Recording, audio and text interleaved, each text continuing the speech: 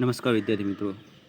ધોરણ 9 વિષય યોગ સ્વાસ્થ્ય અને શારીરિક શિક્ષણ, પાઠ 3 સૂર્ય નમસ્કાર વિશે આજે વિદ્યાર્થી મિત્રો આપણે જાણીશું. સૂર્ય નમસ્કાર કરવાથી શું શું લાભાલાભ થાય છે અને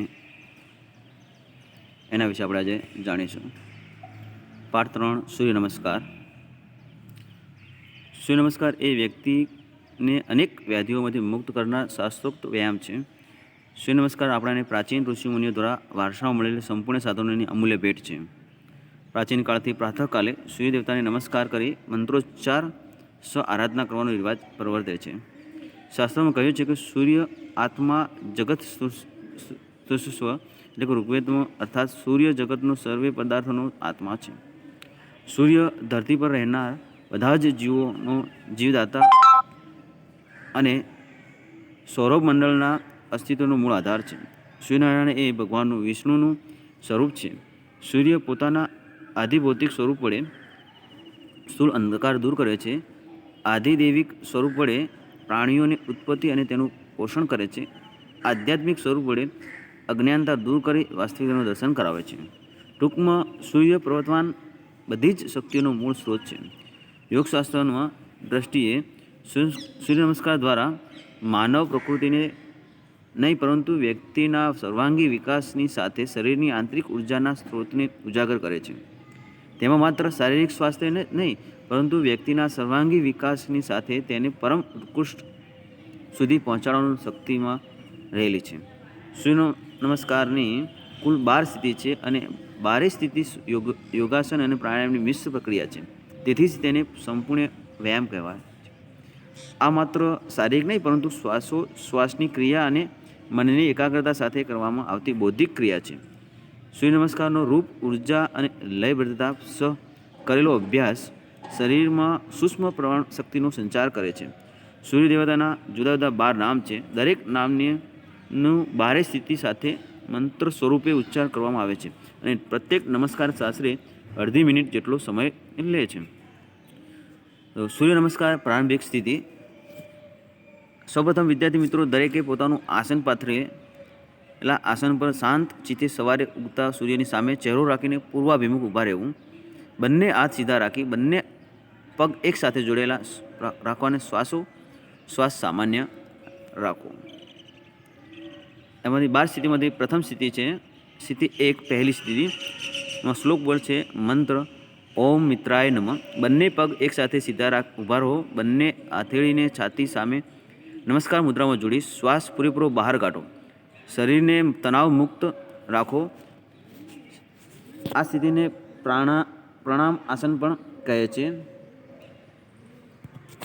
સૂર્ય નમસ્કારના સ્થિરતા નથી, તેથી તે સૈદ્ધાંતિક દ્રષ્ટિએ યોગાસન નથી પરંતુ યોગાસન પર આધારિત ઉત્તમ વ્યાયામ છે. એના ફાયદા છે શારીરિક તથા માનસિક સંતુલન વધે છે, આત્મવિશ્વાસ વધે છે અને આંતરિક ચેતના જાગૃત થાય છે. હવે આપણે જાણીશું વિદ્યાર્થી મિત્રો સ્થિતિ 2 એટલે કે બીજી સ્થિતિ મંત્ર ઓમ રવયે નમઃ. ધીમે ધીમે બંને હાથ કોણીમાંથી વાળ્યા વગર સીધા ઊંચા લઈ જઈ પાછળની તરફ કમરમાંથી વળી શકાય તેટલું વળીને પાછળ ઝૂકવો. પગ સીધા રાખો અને આ સ્થિતિને અસ્ત ઉત્તાન આસન પણ કહે છે. શરીરને પાછળ ઝુકાવતી વખતે શ્વાસ ભરતા ભરતા અંતિમ સ્થિતિમાં પહોંચો. તેનો ફાયદો છે વિદ્યાર્થી મિત્રો કરોડનું લચીલાપણું વધે છે, ખભા, છાતી અને પેટના સ્નાયુઓ મજબૂત બને છે. હવે આપણે સ્થિતિ 3 જોઈશું અને બાજુમાં આકૃતિમાં આપેલી જ છે વિદ્યાર્થી મિત્રો. ઓમ મંત્ર છે એનો ઓમ સૂર્યાય નમઃ. વિદ્યાર્થી મિત્રો ધીમે ધીમે શરીરને કમરમાંથી આગળની તરફ ત્યાં સુધી ઝૂકો કે જેથી તમારી હાથની આગળ અથવા હથેળી પગના પંજાની બાજુમાં જમીનને સ્પર્શ કરે અને પગને સીધા રાખો અને નાકથી ઘૂંટણને સ્પર્શ કરવાનો પ્રયત્ન કરો. આ સ્થિતિમાં આવતી વખતે શ્વાસને બહાર છોડવો. આ સ્થિતિને પાદહસ્તાસન કહે છે. એનો ફાયદો છે વિદ્યાર્થી મિત્રો પેટ, પીઠ તથા પગના પાછળના ભાગના સ્નાયુ મજબૂત બને છે, પાચન શક્તિમાં વધારો થાય છે અને કરોડ લચીલી બને છે. હવે આપણે સ્થિતિ 4 જોઈશું વિદ્યાર્થી મિત્રો, જે આકૃતિમાં આપણે જોઈ રહ્યા છીએ. એનો શ્લોક છે વિદ્યાર્થી મિત્રો ઓમ ભાન્વે નમઃ. જમણા પગને એવી રીતે પાછળ લંબાવો કે જેથી તે પગનો ઘૂંટણ અને પગનો પંજાની આંગળીઓ જમીનને અડીકેલી રહે. ડાબા પગને ઘૂંટણ બંને હાથની વચ્ચે ડાબી બગલની પાસે છાતી સાથે લાગેલો રહેશે. કમરને ધનુષ્કાર સ્થિતિમાં પાછળની બાજુ લઈ જાઓ અને માથું પાછળ તરફ ઝુકાવી નજર ઉપરની તરફ રાખવી. બંને હાથની આંગળીઓ જમીનને અડીને સાથે રહેશે. આ સ્થિતિમાં જતી વખતે શ્વાસને ધીમે ધીમે અંદરની તરફ લેવો. આ સ્થિતિને અશ્વસંચાલન અથવા એક પાદ પ્રસરણાસન કહે છે. એનો ફાયદો છે વિદ્યાર્થી મિત્રો, છાતી મજબૂત અને સુદૃઢ બને છે અને કબજિયાત અને પાચનને લગતા રોગોને રાહત મળે છે અને સર્વાઇકલ સ્પાઇન્ડિલાઇટિસને રોકે છે. હવે વિદ્યાર્થી મિત્રો આપણે સૂર્ય નમસ્કારની 5મી સ્થિતિ જોઈશું, જે આપણે આકૃતિમાં જોઈ રહ્યા છીએ. વિદ્યાર્થી મિત્રો મંત્ર છે ઓમ ખગાય નમઃ. ડાબા પગને પાછળની લાવી જમણા પગને બાજુમાં રાખો. માથું બંને હાથની વચ્ચે રાખી દ્રષ્ટિ આરતી 1 ફૂટ દૂર રાખવી. હાથ એકદમ સીધા રાખો. શ્વાસ છોડતા છોડતા અંતિમ સ્થિતિમાં આવો. આ સ્થિતિમાં દંડાસન કે ત્રિપાદ પ્રસરણાસન કહે છે. ઘૂંટણમાંથી પગ સીધા રાખવા. ફાયદો છે વિદ્યાર્થી મિત્રો, આમાં શરીરના પાછળના ભાગના સ્નાયુ મજબૂત બને છે, કબજિયાત અને પેટના રોગો દૂર થાય છે. હવે આપણે વિદ્યાર્થી મિત્રો સ્થિતિ 6 જોઈશું, જે આપણે આકૃતિમાં જોઈ જ રહ્યા છીએ. વિદ્યાર્થી મિત્રો એનો મંત્ર છે ઓમ પુષ્ણે નમઃ. તો આપણે જાણીશું. ઘૂંટણને વાળી શરીરને જમીન સાથે લગાડો. અંતિમ સ્થિતિમાં બંને પગની આંગળીઓ, બંને ઘૂંટણ, છાતી, બંને અથડીઓ તથા દાઢી જમીન સાથે લગાડેલો રાખો. નિતંબ અને કમર જમીનથી થોડી ઉપર રાખો. આ સ્થિતિમાં શ્વાસ અંદર લેવો નહીં. આ સ્થિતિને અષ્ટાંગ નમસ્કાર આસન કહે છે. તેનો ફાયદો છે વિદ્યાર્થી મિત્રો, હાથ તથા કપાળના સ્નાયુ મજબૂત બને છે, કરોડની નીચેનો ભાગ મજબૂત બને છે, ગળાના રોગો દૂર થાય છે. હવે વિદ્યાર્થી મિત્રો આપણે સૂર્ય નમસ્કારની 7મી સ્થિતિ જોઈશું. એ આપણે આકૃતિમાં જોઈ જ રહ્યા છીએ. વિદ્યાર્થી મિત્રો ચિત્રમાં 7મી સ્થિતિનો મંત્ર છે ઓમ હિરણગર્ભાય નમઃ. પગના પંજા અને અથડીને ખસેડ્યા વગર છાતી અને માથાને ઉપરની તરફ ઉઠાવો. હાથને સીધા કરતાં કરતાં શરીરને કમરથી ધનુષ્કાર બનાવો. નજર ઉપરની તરફ રાખો. શરીરને ઉપરની તરફ ઉઠાવતી વખતે અને કરોડને ધનુષ્યાકાર બનાવતી વખતે ધીરે ધીરે ઊંડો શ્વાસ ભરો. આ સ્થિતિને સૂર્યાસન કહે છે. એનો ફાયદો છે વિદ્યાર્થી મિત્રો, કરોડ મજબૂત બને છે, થાઇરોઇડ ગ્રંથિને લગતા રોગો દૂર કરવામાં મદદ કરે છે. હવે સૂર્ય નમસ્કારની 8મી સ્થિતિ જોઈશું વિદ્યાર્થી મિત્રો. તેનો મંત્ર છે વિદ્યાર્થી ઓમ મરીચયે નમઃ. નિતંબને ધીરે ધીરે ઉપરની તરફ ઉઠાવો અને માથું બંને હાથની વચ્ચે નીચેની તરફ ઝુકાવો. બંને પગના પંજા, એડી અને જમીન અથડી જમીન સાથે લાગેલી રહેશે. આ સ્થિતિમાં શ્વાસ છોડતા છોડતા અંતિમ સ્થિતિમાં આવો. આ સ્થિતિને પર્વતાસન કહે છે, જે આપણે ચિત્રમાં જોઈ રહ્યા છીએ વિદ્યાર્થી મિત્રો.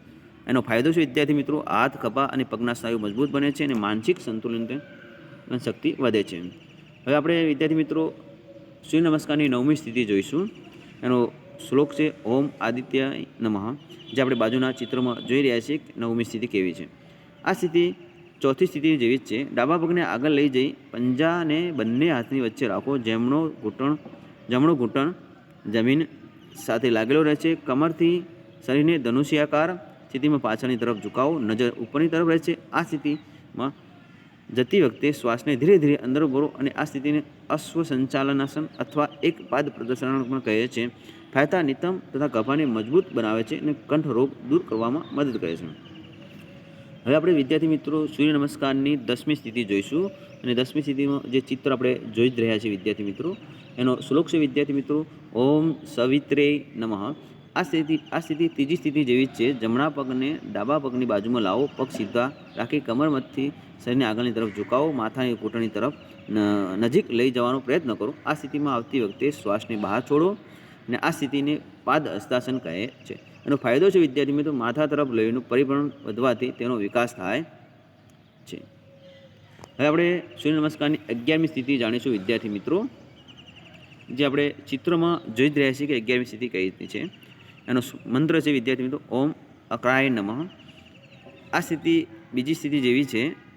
હાથને શરીરની ઉપરની લઈ જઈ કમરને શરીરની પાછળ તરફ ઝુકાવો. નજર હાથની હથેળીઓ પર રાખવા પ્રયત્ન કરો. આ સ્થિતિમાં જતી વખતે શ્વાસને અંદર ભરો અને આ સ્થિતિને હસ્ત ઉત્થાન નાસન પણ કહે છે. એનો ફાયદો છે વિદ્યાર્થી મિત્રો, સંતુલન શક્તિ વધે છે, યકૃત, સ્વાદુપિંડ અને આંતરડા મજબૂત બને છે. સૂર્ય નમસ્કારની 12મી સ્થિતિ, જે આપણે છેલ્લી સ્થિતિ કહીએ છીએ.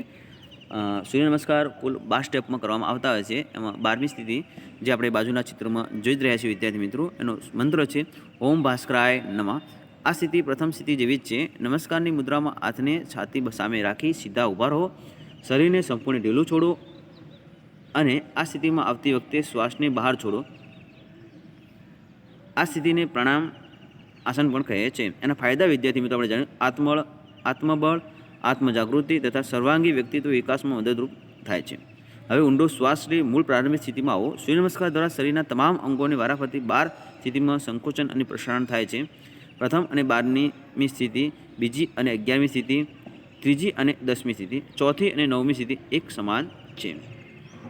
એટલે કે પ્રથમ 4 અને છેલ્લી 4 સ્થિતિ સમાન છે. 5મી અને 8મી સ્થિતિમાં થોડો તફાવત છે, જ્યારે 6ઠ્ઠી અને 7મી સ્થિતિમાં સ્વરૂપ અલગ છે.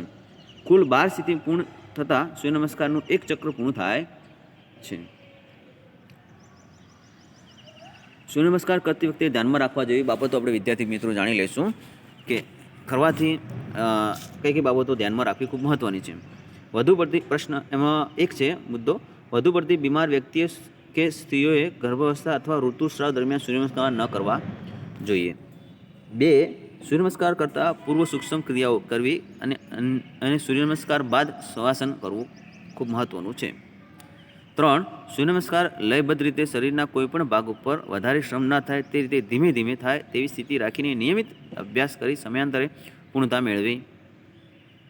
4. શરીરના કોઈપણ ભાગને ઝડપથી આંચકો ન આપવા, જોરથી શ્વાસોશ્વાસ કરવા નહીં. 5.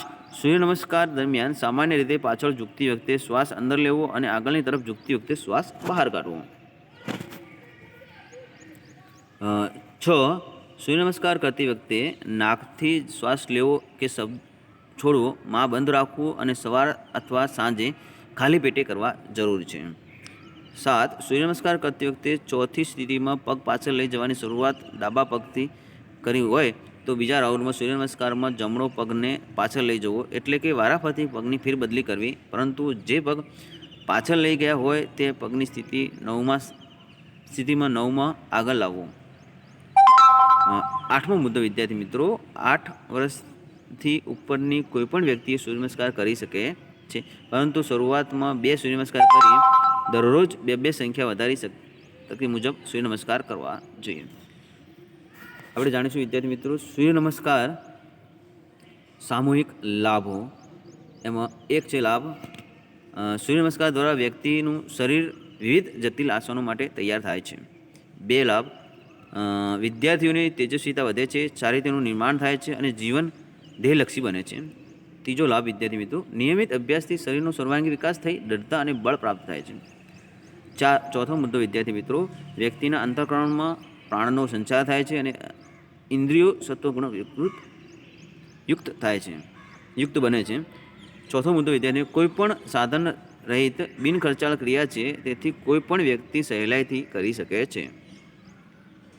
4. આધુનિક મત પ્રમાણે સૂર્યના કિરણોમાંથી આપણને વિટામિન ડી મળે છે, જે શરીરના હાડકાને મજબૂત માટે અનિવાર્ય છે. મુદ્દો 4. સૂર્યના પ્રાતઃકાળના કિરણોમાં રોગ વિનાશક શક્તિ રહેલ છે, તેથી રોગ પ્રતિકારક શક્તિમાં વધારો થાય છે. મુદ્દો 4. નમસ્કાર મિત્રો ભાનુ,